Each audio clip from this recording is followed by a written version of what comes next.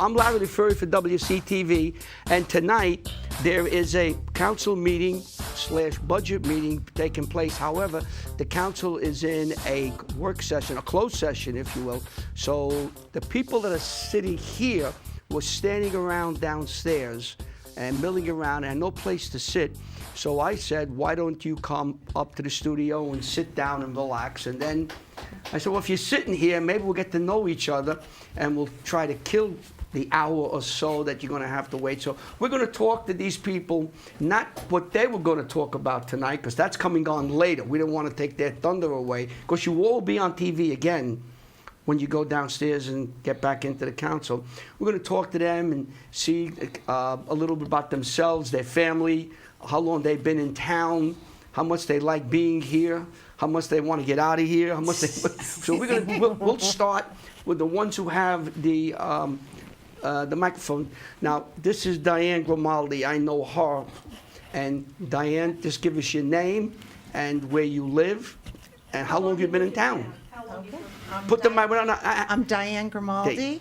My family and I, my husband Bob, my sons Bobby and Billy, and my daughter Jill, have been in town for 25 years. And we live on the corner of Katharina Place and Van Emberg Avenue. Now, you worked in town for a little bit. I did. I worked in Township of Washington as the deputy clerk and the planning board secretary for a little over 5 years. And you have any children? My children are grown now. They never worked in the Township of Washington. Well, my son was a camp counselor. One of my sons was a camp counselor. But yes, my two boys still live in Washington Township. My daughter's in Amherst, Massachusetts now. Very nice. Oh, let's see. Do you have no. Pass the microphone to her. Okay. Right. And now give us your name and where you live and how much you love being here. Yeah. So my name is Megan Kalea. I live on Katharina as well. I have a 3-year-old, a 2-year-old, and a 10-week-old. So kind of a. Did you say 10-week-old? Yeah, 10 weeks. So who has the 8 o'clock feeding? Yeah, my husband. So I ran out of there. That's why I was a little bit late. Wait, who has the 9 o'clock feeding? I do. Oh, God. We'll I see hope how you that make goes. it. You got Yeah. about an hour. I might run back and then come back, but yeah. So we moved here about 4 years ago. My husband grew up in Westwood, and his family lives around the corner from us, and we were really excited to move here. But we're very interested to see kind of what happens to this community, and I know the mayor, he ran on supporting the younger families of the town, and so I'm interested to see how he's holding up that end of the bargain. Very nice. You have a lavalier? Yes, you do. So you just hang on to the microphone. You give us your name, where you, what street you live on, how long you've been in town. Okay. Go ahead. Hi, I'm Jerry Fox, and I moved to town 25 years ago last month. I raised 2 daughters here. They're both grown out of college, living in Hoboken. But we just fell in love with Katharina Place. My kids went to the public schools, Washington School, the middle schools, graduated Westwood High School. They did very, very well. I've never worked for the town, but they both coach cheerleading and competition cheerleading. And the town it was just a great, great place to raise children. The density, I'm starting to feel it. It's closing in. They're building more. They're building. And with my wonderful neighbors, many of us have been together for 25 years, and new neighbors, we're bonding together to make the future the best for everybody here. Very good. Give us your name, how long you've been in town. Well, my name is Mary Gozell. We've been in town for approximately 40-some-odd years. 41 years. We love the town. Again, we're concerned about the density also. We love having the younger families move in. We'd like to keep them here, in addition to the older, families that love being in Washington Township, and we're just concerned. Okay. Let's go with you. Go ahead. My name's Lou Melendez, and I've been in the township now, that's 35 years. I've lived 25 on Katharina Place, and prior to that I was on Beach Street for 10 years before I moved to Katharina. I raised my 2 sons here. I live with my wife now and one of my sons, but my 2 sons were raised here. But they both went to St. John's, like I did. I'm a product of a Catholic education, but they went to St. John's and then both went to Bergen Catholic, and one went on to Princeton, and another one went on to recording school in Florida. He's a recording engineer and a software engineer. So it's been a great place to raise children. I've seen it grow immensely over the last 20 years, and we want to try to preserve what we have in the township. It's very difficult nowadays to preserve what you have because of the way everything just continues to grow. Everything's become about making money and forgetting less about people. And we want to see, whether or not our township officials really feel the same way we do. We support them, but we expect more support from them since they are the ones who are supposed to represent us. So we're interested in government, and that's why we're all here tonight. Next. My name is Linda Galati, and I've been a resident of this town since 2003. We first lived on President Road behind the high school, and then we moved to Katharina Place in 2003, right? 93 we moved on President Road, and then 2002 we were on Katharina Place. My wife says the same thing. She'll say, we moved here. Yeah. Anyway, I love the town. As a mom, it was a great place for my kids to live. I was involved in all their functions, school activities, sports. My kids were big athletes here. My son played baseball and soccer, and my daughter played soccer. I was also involved in the women's club for a certain amount of time, but because of work and everything, I couldn't, work with them anymore. And I like the community. It's a nice, homey community. And personally, I'd like to keep it that way. Also where I live, it's very quiet and peaceful, and that's one of the pluses of the area. It's just a great place to live, and Okay, like next. I said, You don't have a microphone. Ida's going to give it to you. Ah. Go ahead. Give us your name. How long have you been in town? Hi, my name is Frank Gozell. I'm the other half of Mary on the other side. I've been in town for a little over 40 years. We're going on 41 years on Van Emberg. And we moved up here. It was very quiet, a very peaceful town. And it seems, yes, there is a marked influence of traffic and people. The density's increasing, the traffic's increasing, and other than that, it's kind of a nice town. We support our politicians, and hopefully in this particular case, we've got an issue. Maybe the politicians will in fact support us. I think it's very important that we all turn out and make our voices known. Okay.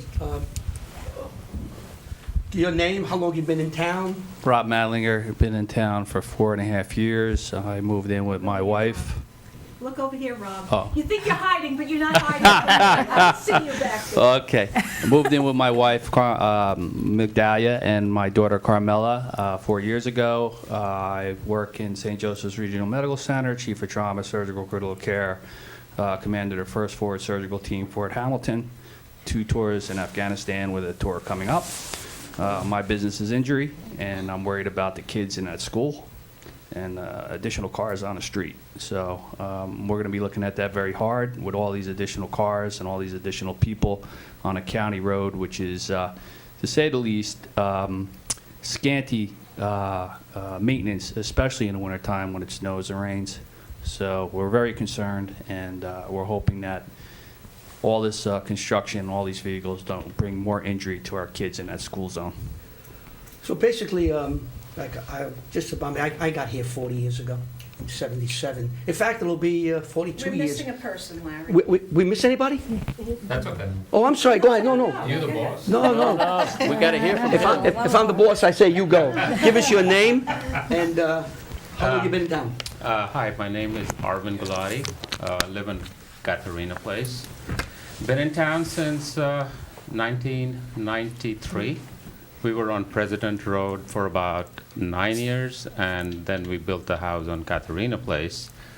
The beauty of living in this town was the proximity to the city, access to the highways, and a small nestled town which had a very closely knit community. To be honest, I was not a fan of living in this town, but my wife loved it. We were the youngest couple on our block, and but we grew into it. We loved it. We decided to stay in town when we wanted a bigger house. Very good. Now, Okay, John is coming. John, come here, John. we got John on here. John, come here, over here. What if she got you on? I John guess. Snyder covers for the Pascack Press. And John, you just moved into town recently, didn't you? I've been here for about 3 or 4 years. Yeah, I think so. Yeah. Yeah, I grew up in Ocean County, and after I graduated high school, I joined the Air Force. I went to college, then long and short of it, I ended up back in New Jersey, which I love. I moved in with my wife and her son. Very nice. You do good, and you do very good. One of the questions I want to ask you, not so much of why you're here tonight, because you're going to have a chance later on to talk, but have any of you been involved in town activities, whether it's baseball, football, Girl Scouts? You're all shaking your Yes. heads, church. All of them. So maybe we could start again. We'll go all the way around with Diane, give Diane, and we'll go around.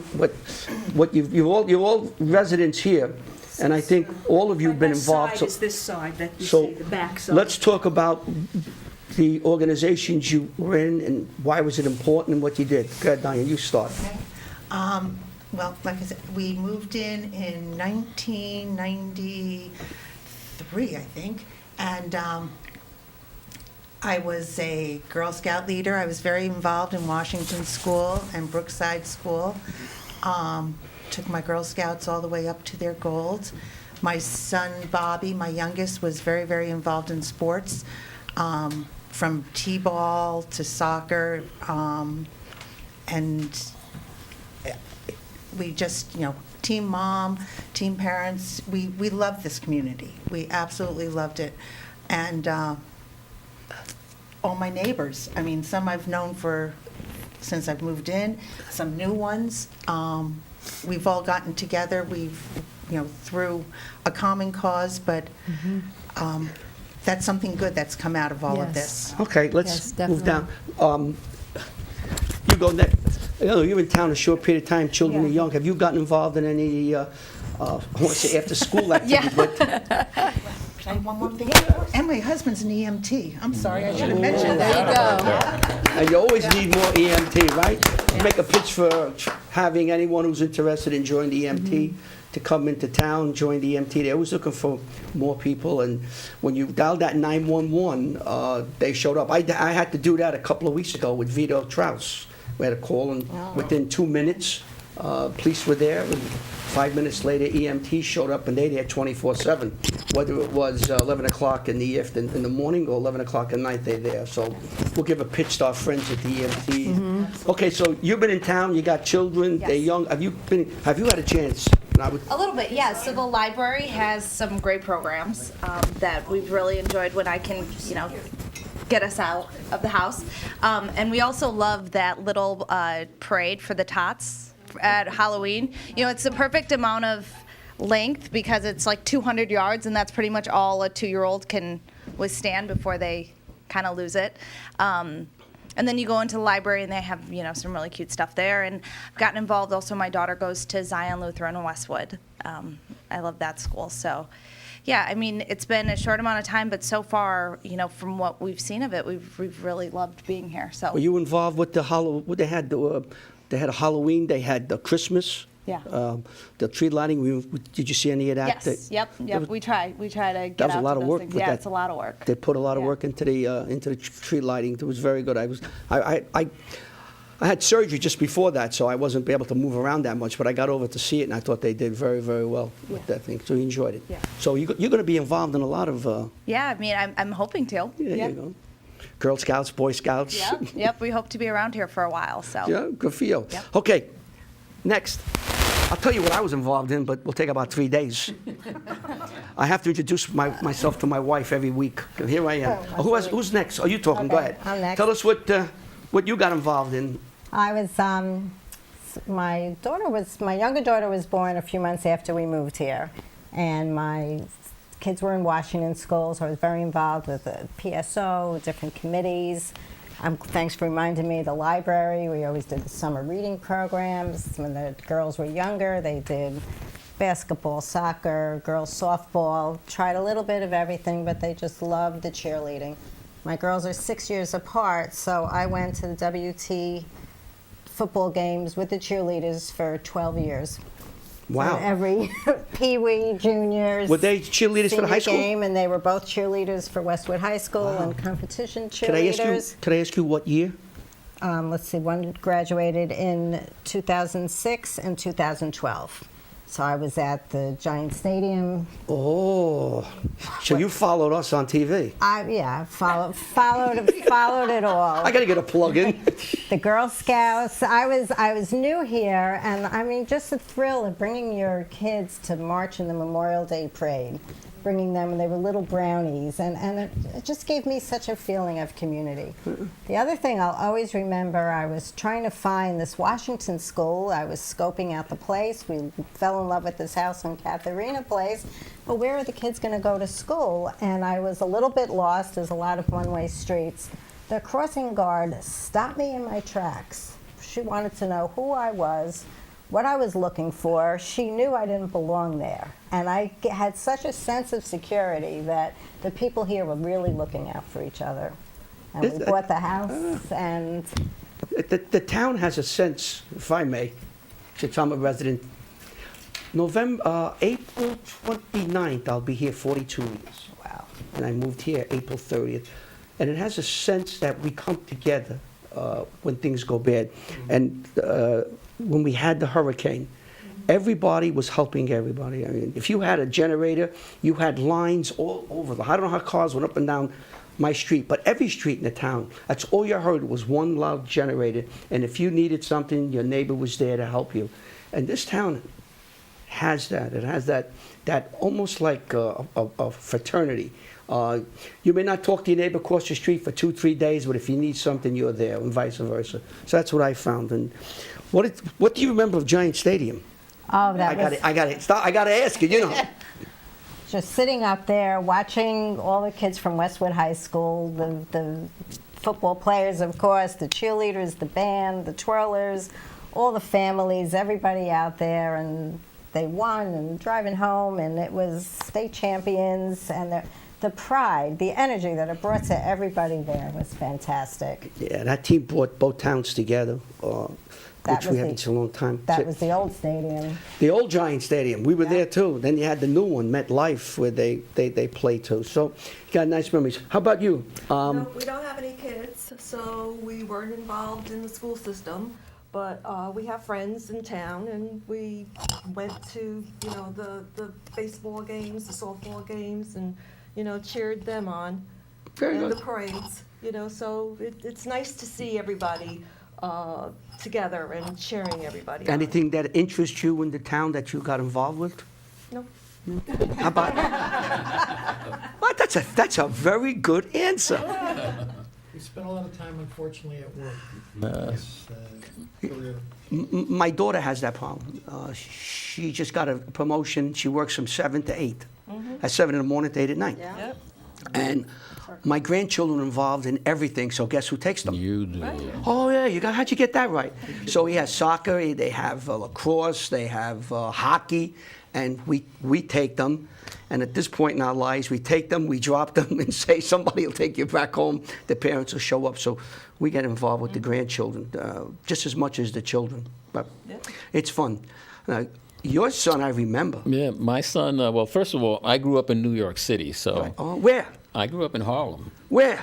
On the Upper West Side. I grew up What on street? 131st Street in Amsterdam Avenue. And I was 107th Street. So, East side. Well, you were on the east side. I know. Where? Pleasant Avenue or what? Why would you say Pleasant? First Avenue.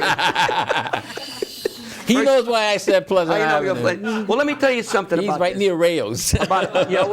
I know Rayos. No. We played ball right across the street in Jefferson Park. I was talking to a principal in Cliffside Park. I knew him for a number of years, and we're talking.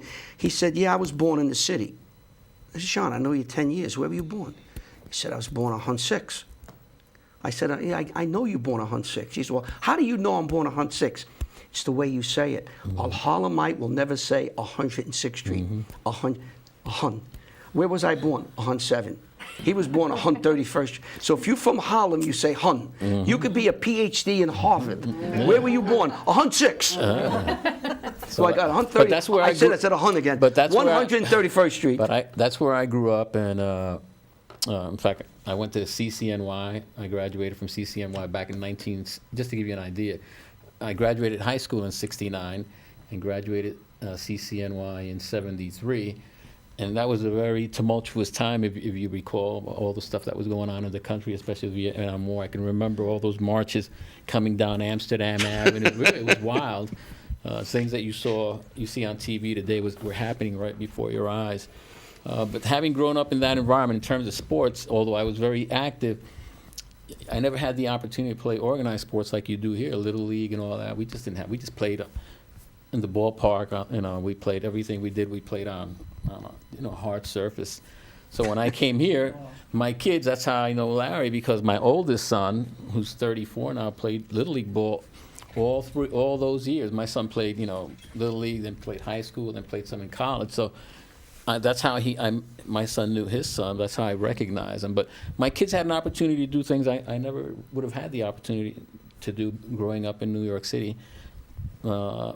But I have exposed them to what New York City is all about because my dad is still there. So that's one of the big things. But the fact that I was able to provide my children with that. In terms of how active I was in the township, it was tough. I worked for a major sport in the country, and I had to travel all over the world. And I was out a lot. People who know, I was, I could be in Venezuela one day, in Panama another. So I was out all the time. My wife was a high school teacher. So it was really tough for us, and we really didn't have a lot of support in terms of family to help us with the kids.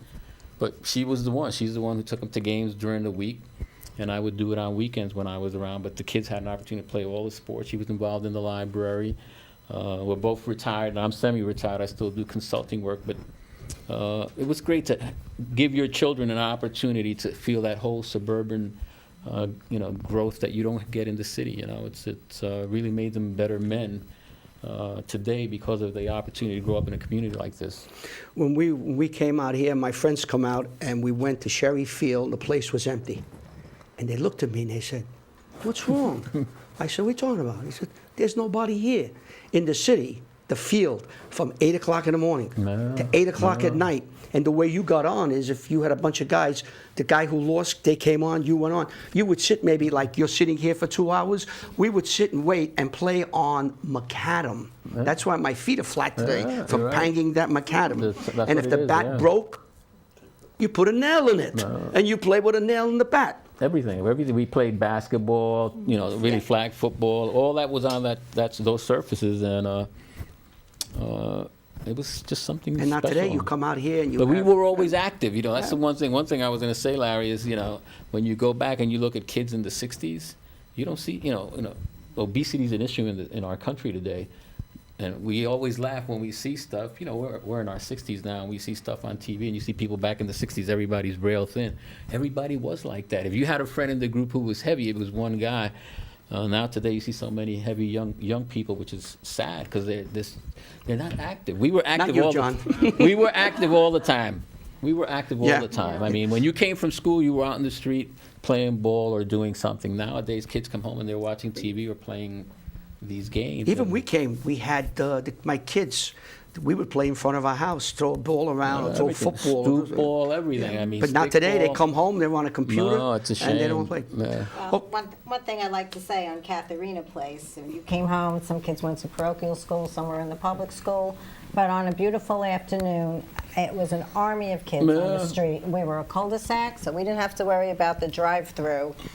Bicycles and the scooters and playing ball and these kids and the boys, the girls. And the moms all hung out. And we were outside, but you didn't, I felt safe. I didn't feel I had to sit out there and watch every move. Everybody was looking out for each other. But you just said something really important now, because now that I'm a little older, the way I stay active is I ride road bikes.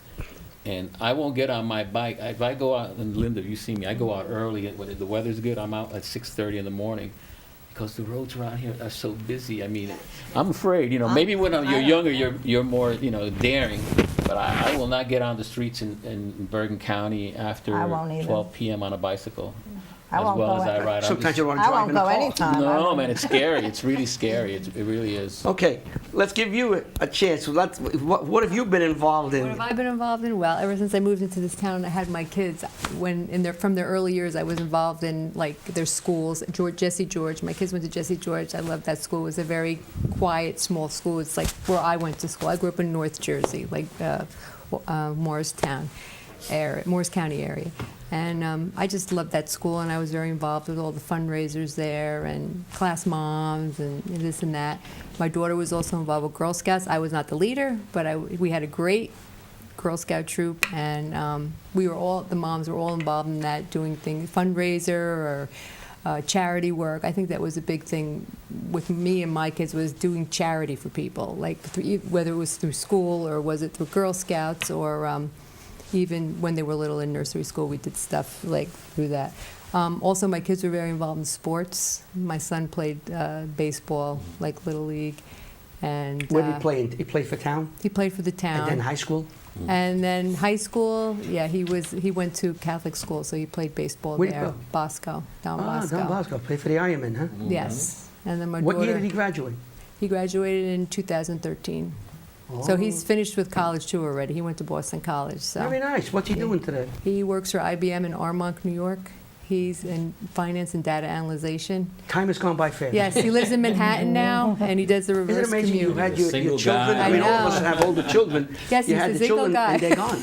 And I mean, I can't believe I'm here 40 years, Mm-hmm. and I can't believe I have a 47-year-old son. I mean, I'm young. I can't have a 47-year-old son. Mm-hmm. In fact, what scared me was my granddaughter come home and she showed me her permit. She can drive, and you know Amelia. Oh, I used to God. take Amelia here and drop her off on He's her ready to have desk a when she heart was 6 attack. months old, and now. I never like to drive And my part kids. That's a And good now one. she's driving, so time does fly. You don't realize it just goes very quickly. And we got involved when we were younger with our children. That's how I got involved in here. But I still say this town is still a nice, small, nestled community. It And that's is. what I liked about it. Like, I Yeah. didn't want to live in a town that was huge and it was like, I don't know, just, you'd have a zillion big teams, baseball teams. It's a small community. You know everybody, and that's what I liked about this town. It is. It's not as big as, let's say, Westwood, where you can't find a spot to park, or Ridgewood. Yes. You come into town, you can park, you can walk around. We may Yes. not have everything that they have. We have enough. It doesn't It's matter. it's a nice, You're just a small town. And everybody You know knows each everybody. other. And you know that when you have probably, I'm going to say, I probably could get it wrong. I think Memorial Day is probably the day where the entire town comes together, where you have everybody from Boy Scouts, Girl Scouts, baseball, softball. You have various people involved, the Women's Club, the Fire Department, EMT. I'm going to leave somebody out and they're going to yell at me. But it's the day when we have that parade where the entire town can come together for that morning. Right. And you see all your friends. And we never saw that in the city. We didn't have a parade. The only parade we have are fire trucks going down the street putting a fire out. That's about it. 10th Fifth Avenue to see the Columbus Day parade. That's it. or Yeah, something. that's We do it. that. But I still like New York. If I can get, my wife's not in New York. I mean, she's born there, but she doesn't have my affinity for going into the city. I love going in the But let city. me- and this is a true story. The reason I moved to because I was working for the New York State Attorney General at the time, and my wife graduated from Buffalo State. She got a job teaching in New Jersey. She got a job teaching at Passaic High School, and I was working in New York, and it was, I had to move to Jersey. We moved in together before we got married, but we were living in Lodi initially, but I didn't like it when I had to move. I loved living in New York City, having grown there. I just loved New York. But once we got up here, going back to New York to work was like chaos, Or Megan, though, she worked in New York. It was every time you go, it was thousands of people, huge buildings. When you'd come out here after work every day, and on the weekends, it was a relief. Now I don't like being in the city. I prefer it out here. Someone asked me, and then get to you. So what was the biggest thing you had, the change you had coming to New Jersey? Well, I taught in the Bronx, and I lived in the Bronx for like 7 years. And when I would come out here, I knew this area because my wife had an aunt that lived in Hillsdale. We would come out and visit Aunt Annie. And I would go back with the two kids. Larry was 5, 4, and Jeannie was 2. There's no place to park. There's no place to park. You pulled up to your apartment, take all the stuff out of your car that you brought it in your, and then I went and parked 9 blocks away. I could take a bus back to my house, and you walk all the way back. There's no place to park. Now I come home, I put my car in my driveway and walk in. I said, my God, this is what I'm not living. I'm not going back. No, That's the it's only terrible. thing I didn't care for. And if you want to explain alternate side of street parking, if you're 2 minutes late, Forget it. Forget about it. A ticket in New York nowadays is nothing's less than $100. When I go to New York now, I plan on spending $30 to $40 to park. And I tell my kids, whatever you do, don't park anywhere because you're going to wind up with a very expensive ticket. Spend the $30 or $40 because there's no place to park. And in another 2 years, you're going to pay an extra $10 in New York to go below 60th Street. So imagine that. yeah, I know, I heard that. My deal is to go in by subway. Take the path in. The I like path, to do or that. take a bus. Take a bus and go in like that's what they want you to do. I don't mind doing that, but I got to drag my wife with me, and she's not that happy about doing it. But alternate side street parking, 11 to 2, you couldn't park on one side of the street. 11:02, there was people in brown. We called them brownies. They could write a ticket out within 30 seconds.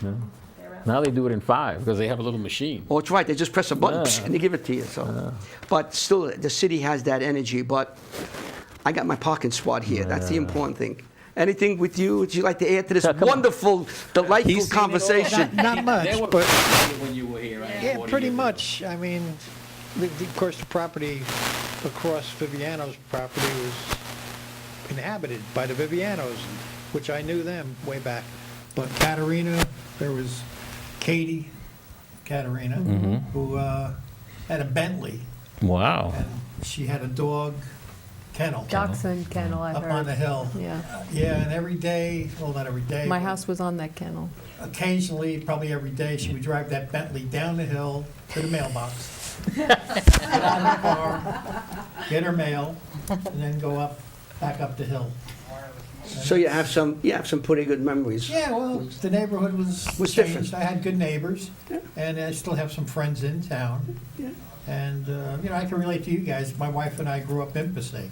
And we had the same heartaches and happiness of that type growing up. And then we moved out here, of course, to the fresh air, Trees. Open trees. spaces, right? Yeah, we cut down like 13 trees the first year or two we were on the Same thing. property. We still have 30 left, and, it was fun. We invited all our relatives over the first fall that we were there to rake leaves. We didn't realize that there was about Come on over for dinner. Here's the rake. 12 to 14, maybe 16 inches. Waist high, right? That was the only Somebody time. wants to know who are these people? The phone's ringing. The only time they came. Either they love your show or where the heck is that council meeting? They're ready to ask a question. I'm going to pass the mic. When I have a friend here I have coffee with, The mic is not good. If you could pass your lavalier back to we're going to use the lavaliers, I okay? want to hear from Dr. Rob about his tours in there we go. Afghanistan. Get back there. That's You what I taking want this to whole hear thing about. in. Tell us about Go that. ahead. Wait, we got to get you on the air. Where are you? Oh, there you go. Where are you? There you are. Raise your hand so we see you. Where are you? Oh, there he is. Go ahead. Were you involved in anything in town? Not too much. Adventures? Not too many adventures in You can just town. hold it down here. Oh, so we can see your not too. handsome Oh, face. okay. I'm There you trying to go. hide. You're learning. I'm like Colonel Stone on MASH. You're For learning. those old enough to know it. Like my friends up front, my wife and I met in the Brick City at Essex County College. She went to work at the New Jersey Transit, and I went and trained up at the hospital for the incurables up in 183rd and 3rd Ave in St. Barnabas in the Bronx. Oh, you were there? Yes, sir. That was me trained up Well, there. you have to understand what he's talking about. Then I went down to, and I worked for many years at 149th and 3rd Avenue, the Lincoln Medical Center in The South Lincoln Bronx. Medical? The Lincoln Medical. What did you do? Trauma surgeon. That's what I do. You were a trauma surgeon? Yes, sir.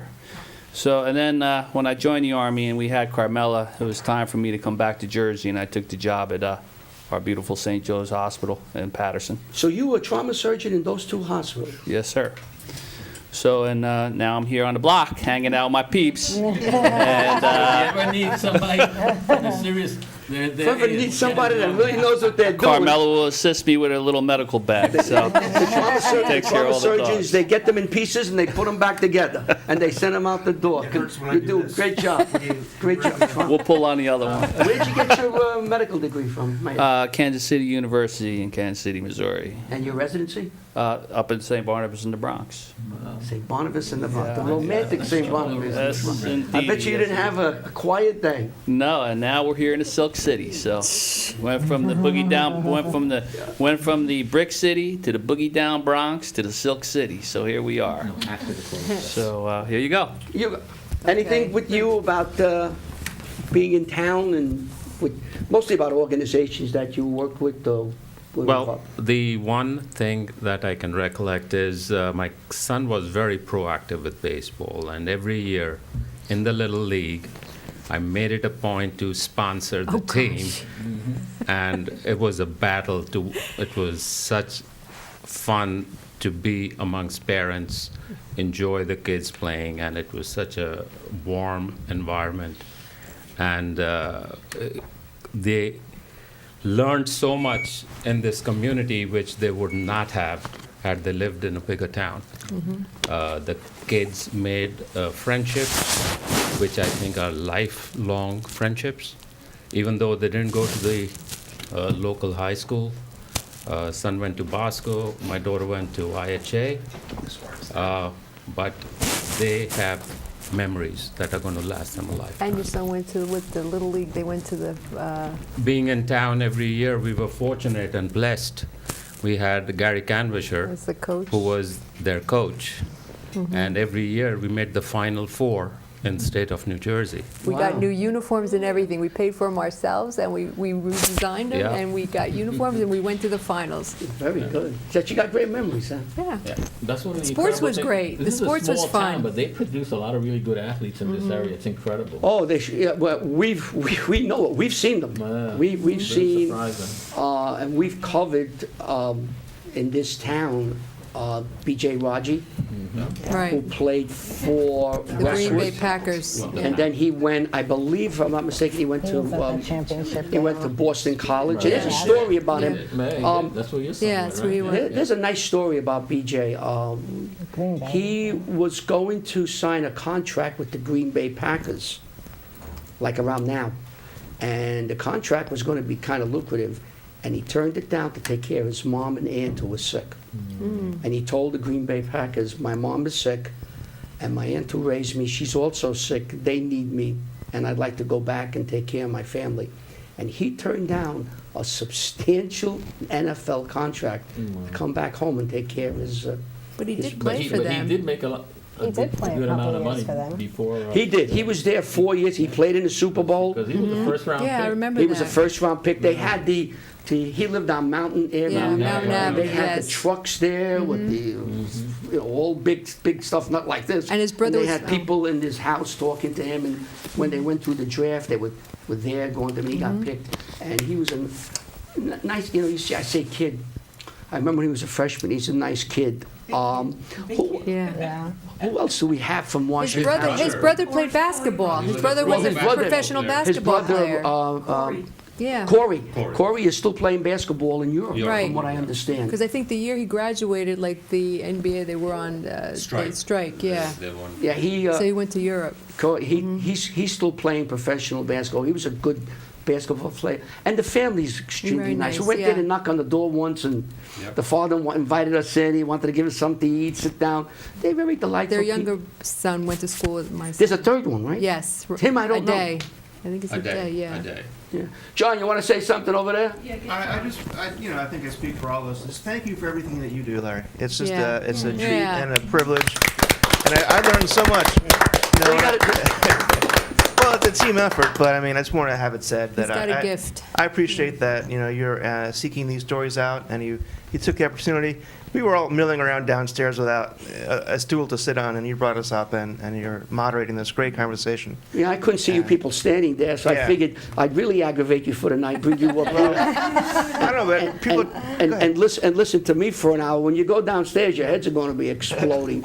But you'll get downstairs. Hopefully, you get downstairs, and we've been here but you've been out of there over an hour now, an hour and 5 minutes. They should be finishing up. Time to resume. Yeah, it will resume. They will resume. The council will resume. I had a friend. I still have a friend of mine who came from Brooklyn in 1952 to Washington Township, and his father became the mayor here in the mid-50s.